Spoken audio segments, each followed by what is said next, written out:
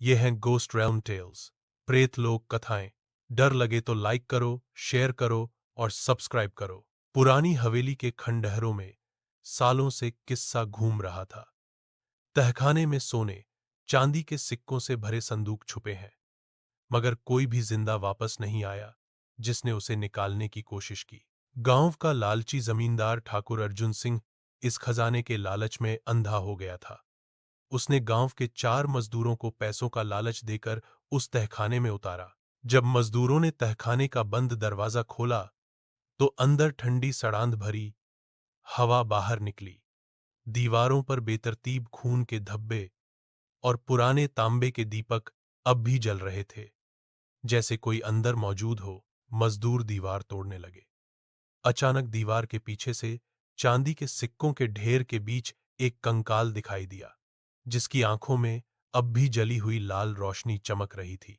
तभी अंधेरे कोने से एक परछाई निकली, लंबे बाल, चिथड़ा कुर्ता, आंखों में जलती नफरत।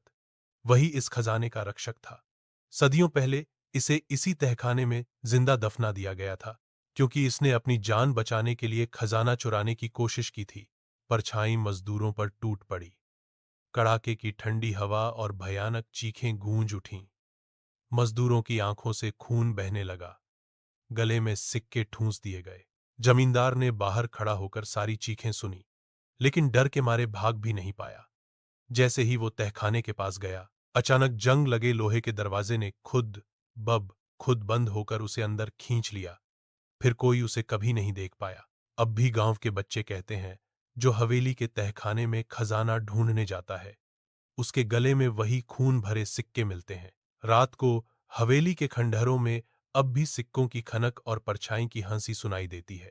अगर तुम्हें यकीन नहीं तो एक रात अकेले तहखाना खोलकर देख लो, पर याद रखना, खजाना सबको बुलाता है, मगर कोई वापस नहीं आता। अगर दिल मजबूत है तो डर यहीं खत्म नहीं होता। लाइक करो, सब्सक्राइब करो और इस डर को सब तक फैलाओ।